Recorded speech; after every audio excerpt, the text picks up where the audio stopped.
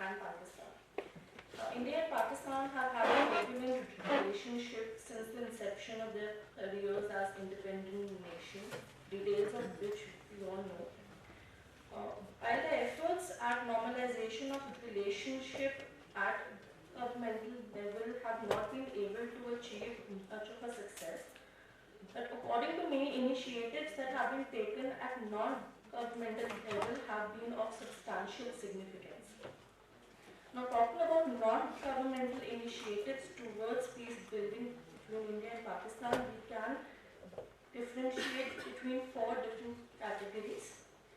The first category is that of high-profile non-governmental initiatives, where efforts have been taken by elite strata of society to open up avenues where healthy discussion can take place as to how can the long-standing issues between India and Pakistan be resolved amicably and with the least use of force. I would like to give an example of such an initiative.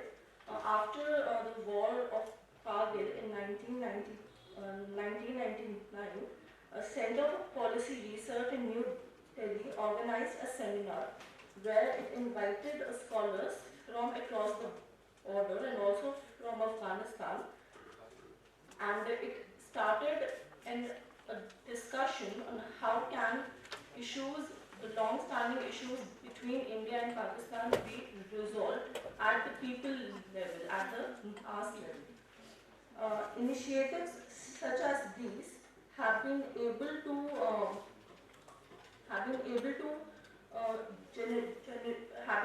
generate a space where discussion can take place outside the patronization or outside the patronage of states. And it's kind of a well-known fact that both the states in India and Pakistan are not very keen on resolving the differences because of their own vested interest in the disturbances. The second category can be that of grassroots level initiatives. In this category, a major role has been played by labor initiatives. Labor unions from both India and Pakistan have actually been able to extend the entire argument of India-Pakistan conflict to bring in the notions of larger capitalistic conspiracies.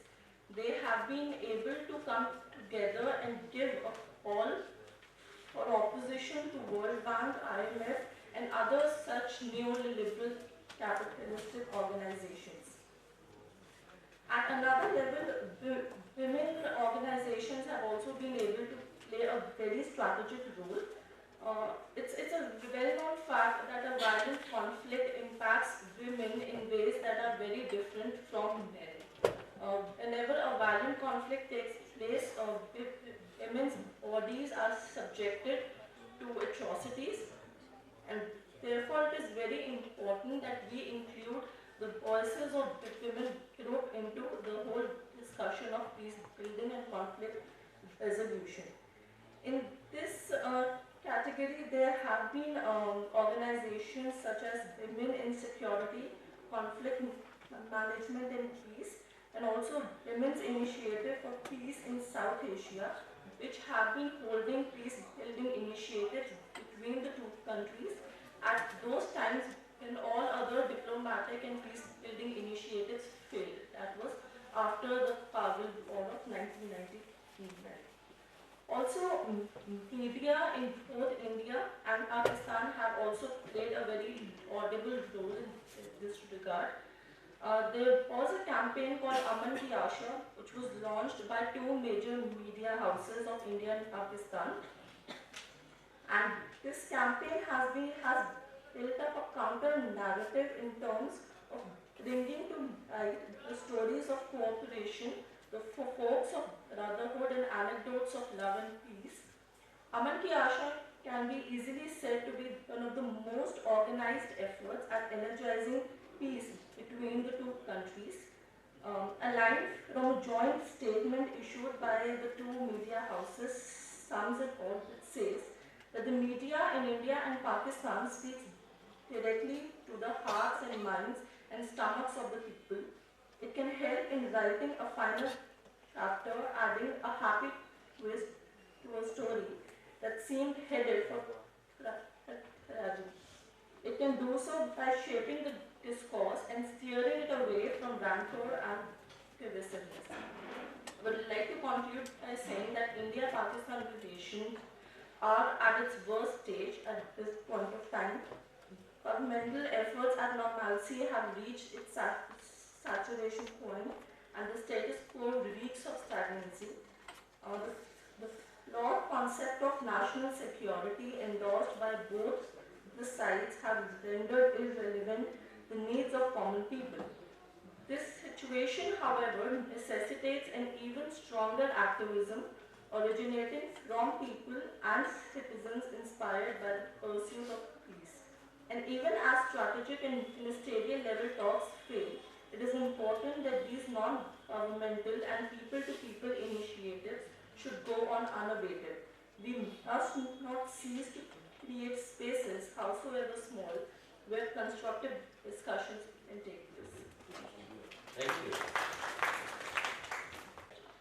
Due to the paucity of time, I don't want to go into the detail of historical history of the Kashmir issue.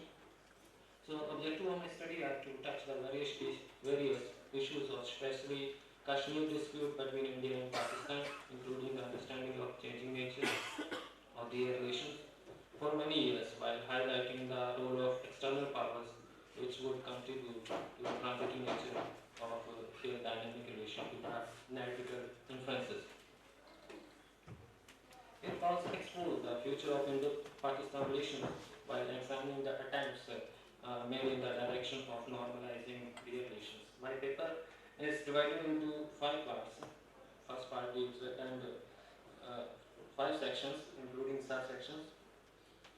The first part deals with the introduction, second with background of Indo-Pakistan relation, third with shed light on Kashmir dispute and project it as a decided factor of Indo-Pakistan relations, and the role of external dynamics which have been deeply analyzed in this paper. The fourth part of this paper concerned with the future of Indo-Pakistan relations, and finally it concludes the whole study.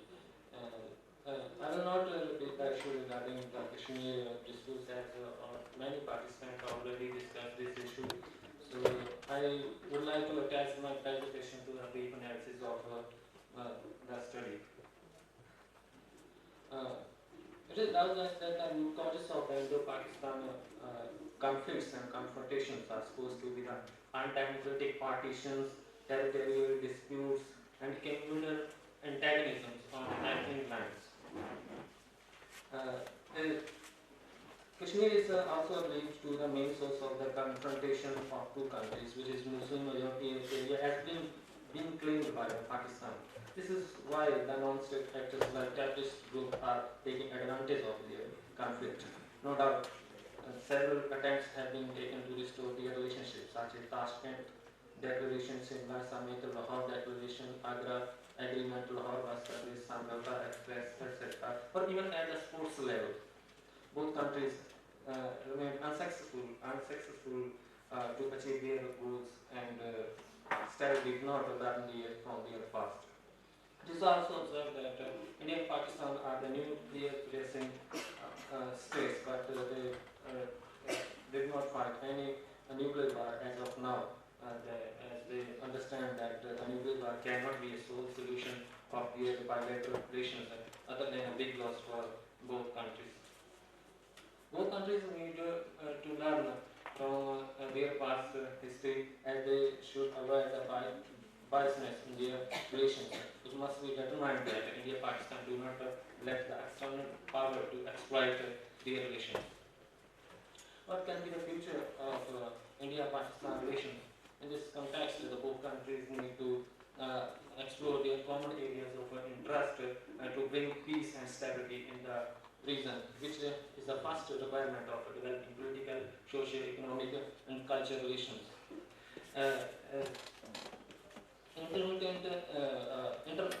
interruption arising out of the actions of non-state actors and fundamentalism can be checked in the region if both countries cooperate with each other by pursuing peace building measures to prevent the conflicts and restore the mutual confidence, which must be taken as a challenge for both nations, by both nations.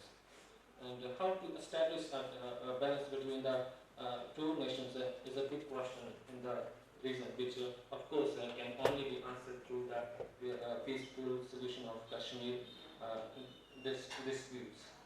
It seems that the election of Narendra Modi and Nawaz Sharif can be the turning point of Indo-Pakistan relations, as Nawaz Sharif expressed his view on the occasion of the occasion of the Narendra Modi inaugural seminar, that ceremony that earnest hope in the brighter future between the two nuclear armed neighbors would normalize the relation and work in harmony.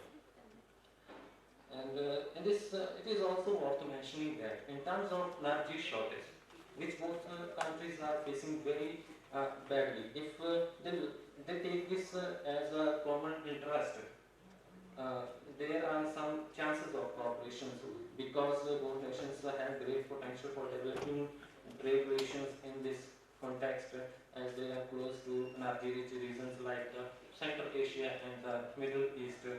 India and Pakistan have also signed a natural gas agreement which connects South and Central Asia through Taki pipelines, which can help India and Pakistan to maintain energy balance.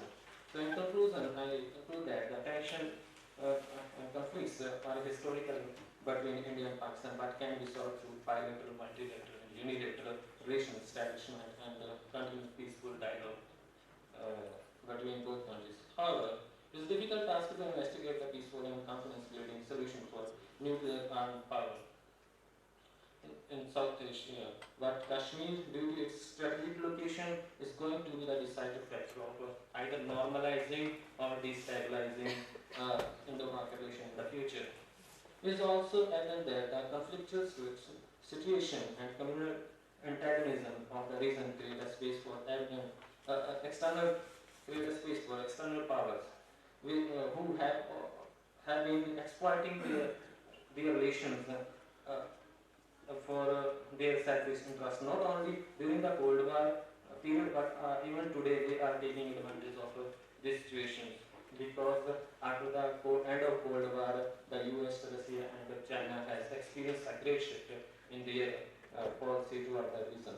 This way, that if the both countries want to achieve the desired situation in the region, they need mutual cooperation, putting a stop to internal bottlenecks rather than relying on external factors. So if it gets to then it will be a golden period of South Asian history. Thank you. This is indeed Pakistan factor. My topic is securing India's interests in Afghanistan. Pakistan factor. First of all, I want to say that after the partition of India in 1947, both India and Pakistan have shown rivalry rather than friendship with each other. And that of such rivalry is also based on India's foreign policy interests in various countries in the region. So far as India's interests in Afghanistan are concerned, Pakistan has played a significant role in order to weaken India's role in the country. Afghanistan has become a battleground of proxy war between India and Pakistan. And hence India's ambitions in Afghanistan and energy Central Asia are very much affected due to the various anti-Indian policies adopted by Pakistan. The main objective of this paper is to analyze the overall interests that India possesses in Afghanistan and the impact of Pakistan factor in securing these interests. And the methodology used for this paper is based mainly on the secondary sources like books, articles, lab sources, newspapers, etc. First of all, I want to give an brief overview of the country Afghanistan. It is a landlocked country having a population of 30 million, area of 640,500 square kilometers. So it is the 42nd most populous nation in the world. It is located in the Central Asia, bordered by the 6 countries like China, Iran, Pakistan, Turkmenistan, Uzbekistan.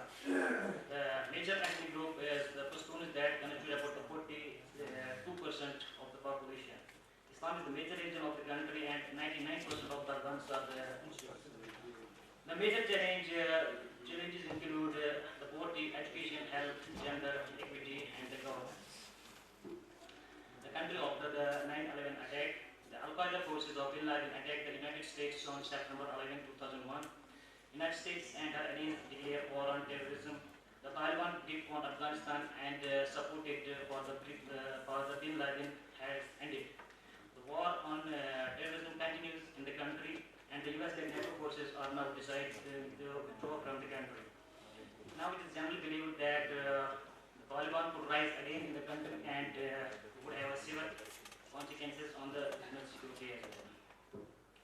Now the relationship between India and Afghanistan. The relationship between the people of Afghanistan and India traces back to the Indus Valley civilization. During the reign of Mughals, both Afghanistan and India enjoyed cordial political, economic, and cultural relations. During British period, these bilateral relations declined. Through the course of time, India and Afghanistan relations have undergone many ups and downs. Hence, India maintained cordial relations with the successive governments of Afghanistan. The bilateral relationship began during the Taliban government, which was not recognized by India on various grounds. Taliban government was toppled after US-led operation in Afghanistan.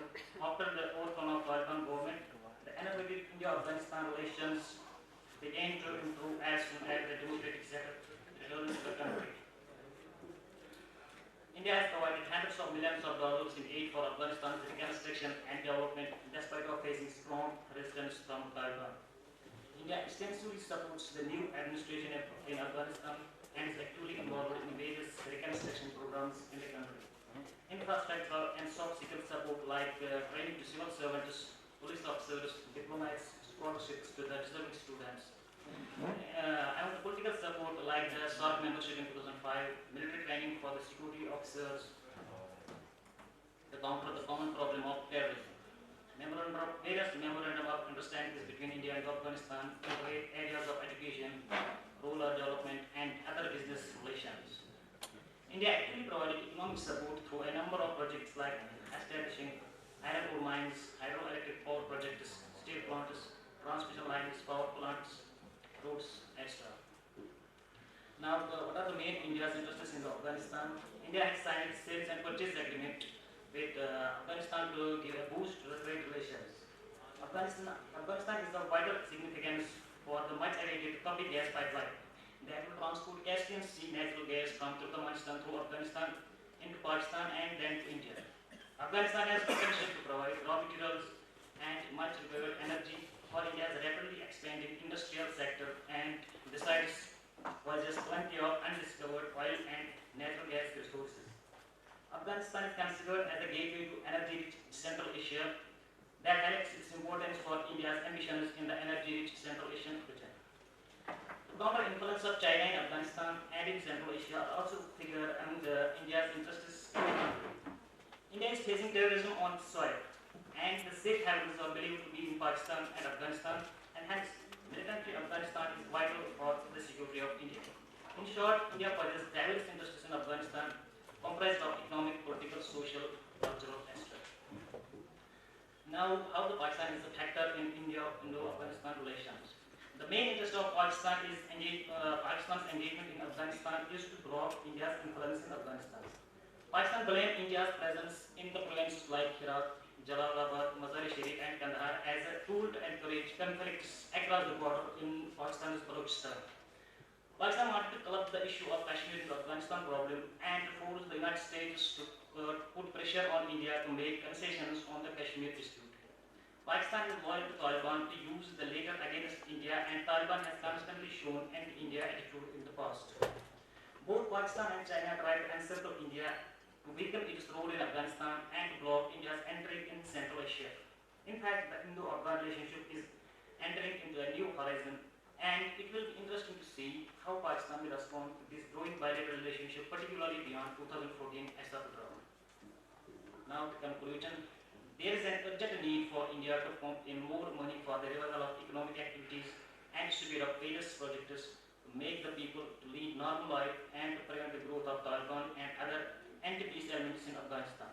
Pakistan wants Afghanistan to remain as this client state, as Pakistan shares vast border with Afghanistan, and Pakistan does not feel pleasure to see closing Indo-Afghan relations. India is facing challenges like terrorism, upsurge of Taliban, influence of Pakistan, and many others. Therefore, there is a need for Indian diplomacy to take necessary steps to ensure that interests and security of two nations are secure and well protected.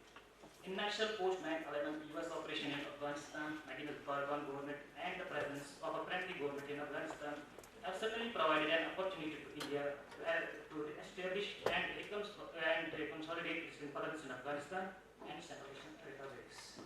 Thank you very much. But I think when we are talking about Afghanistan, Pakistan, India, we are forgetting the role that USA played when USSR was a powerful lobby. I mean, that role we have totally ignored, and we are just looking at in a myopic way on the situation here. So next, I think these are the papers which are all related to, in some way, to Indo-Pak relations. Now next, we have three papers on economic aspects, particularly Indo-Pak trade. So I call Dr. Jasdeep Toor or Aman Rani here. Ms. Aman Rani will present this paper. This paper is on trade relations between India and Pakistan. Very good. Good morning to all the presenters. The topic of my presentation is trade relationship between India and Pakistan. Presently, trade between India and Pakistan is taking place through three channels, that is formal trade, circuitous road, and informal trade, which is taking place through Dubai and Afghanistan. The objective of my topic is to examine the trade relation between India and Pakistan, to analyze the emerging status in context of trade between India and Pakistan. Data has been taken from secondary sources, mainly from State Bank of Pakistan, Ministry of Commerce and Industry, Economic Survey of Pakistan, and various published articles. In November 2011, Pakistan's government unanimously decided to take the most favored nation status to India, which is a major step forward that could improve the trade relation between both countries. While India granted Pakistan MFN status in 1991, now both the countries can enjoy the low tariff barriers, import duties, and quota restrictions. History of trade between India and Pakistan. At the time of independence, both the countries were heavily dependent on each other. India's share in Pakistan global exports and imports was 23.6% and 50.6% in 1948-49. These shares went down to 1.1% and 2.7% in 2005 and 6. Similarly, Pakistan's shares in India's global export and import was 2.2% and 1.1% respectively in 1951-52, and these shares went down to 0.7% and 0.13% in 2005-6. Trade relationship between India and Pakistan at the time of independence was Pakistan's major trading partner, accounting for 70% of its total trade. In comparison, India accounted for less than 5% of Pakistan trade in 2010-11. It can be seen that India's trade with Pakistan has been increasing in recent years but remains lower than other economic regions. Formal trade between India and Pakistan in 2000-2001, India's total trade with Pakistan was $250 million, in which export was $186 million and import was only $64 million. Similarly, in 2014-15, India's total trade with Pakistan is $1,786 million, in which export has been $1,402 million and import has been $383.97 million. The forward trade between India and Pakistan increased from $144 million in 2001 to $2.7 billion in 2010-11. Top 5 export items from India to Pakistan. The share of top 5 commodities, that is sugar, sugar confectionery, cotton, organic, chemicals, edible vegetables, and certain roots, accounted for around 70%, of which textile contribute 38% in 2013-2014. Top 5 imports with items from India to Pakistan. Top 5 commodities, that is edible foods, nuts, melon, mineral oils, waxes, salt, sulfur, earth, lime and cement,